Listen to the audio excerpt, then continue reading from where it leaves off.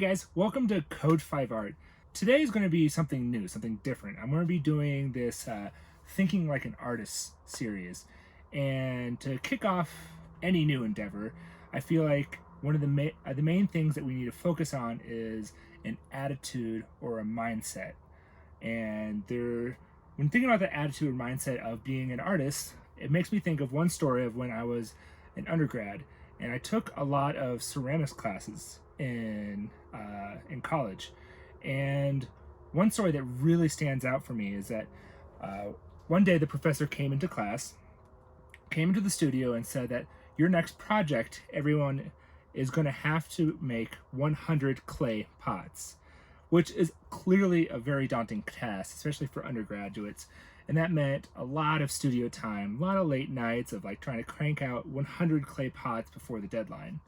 Well, we all got to work, a lot of late nights, and we all finished our pots in our class. We all had 100 pots, and we went to the day that the pots were due, or well, the project was due. So on that day, the professor actually ended up coming in late, which was a bummer, but it ended up having me and my classmates sitting around talking about like, hey, what's your favorite pot? What did you like about this assignment? Just kind of talking about it. A lot of complaining, actually, because it was a very daunting task and took a lot of time to actually get 100 pots. And each and every one of us was also assigned to scratch the number of the pot on the bottom of it. And during our conversations while we were waiting for our professor, we were talking about, oh, well, what's your favorite pot? And oh, mine's 37, mine's 86, so on and so forth. And we found a theme, is that most of us liked the later pots. Like after we've done quite a few pots, like we ended up enjoying and thinking that we did better on the later pots. After a little bit of back and forth with that, our professor finally shows up.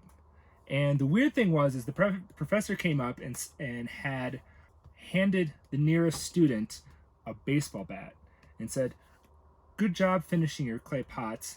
Now, the next project is I need you all to destroy them. So everyone in our class just completely jaws hit the floor in annoyance, like confusion. But the professor then explained himself. He was saying something along the lines of, these 100 pots are going to be the worst 100 pots that you've ever made in your life. Your 101st, your 102nd, and so on and so forth. Those pots are going to be better than the ones that you just did for this assignment.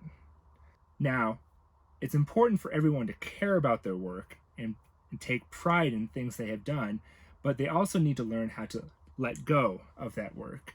If you spend too much time focusing on what you've already done, or the things that you've already accomplished and the things that you're proud about, that prohibits you from doing things better in the future. Now, with that story, it really hit home, and I honestly think about that probably like once a week. And the thing is, it's more of a life lesson than anything, because you can translate that to anything you want.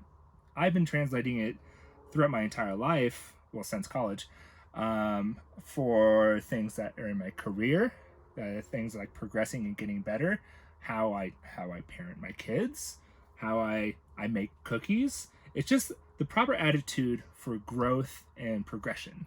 The idea is that you can just go into something and know that you'll do your best, but the next time you do your best, your output's going to be much better and better and better. So once one project is done, get excited and do the next one. Now on this channel, I've been really focusing on street art and graffiti, and that's something that I really want to, I am very excited about and want to get better at and kind of find my own style. And I've had a lot of friends and family asking like, oh, that last one was great. Like, where are you going to save it? Where are you going to put the boards once you get done painting them? And I think very few people will understand is that I have every intention of finishing a piece every week, and the next week painting over it. And I have no hesitation in doing that, because I'll have these videos to record it and I'll have pictures, and that's great, and I'll be able to capture that moment that way. But taking this kind of mindset and attitude, I am just excited about the next thing. I'm excited about the next piece I'm going to put up, and I'm excited to see how I grow as an artist and as a person and finding what my art's going to look like in the future. So stick around for this series, this Thinking Like an Artist series, as I go into more artistic foundations. But hopefully we can take this attitude and this mindset into the future, and as I explain other foundations of art, and really grow, and hopefully people can take in this advice and this lesson and grow themselves as an artist and as a person. So thank you for watching, and stick around. I'll see you guys next time.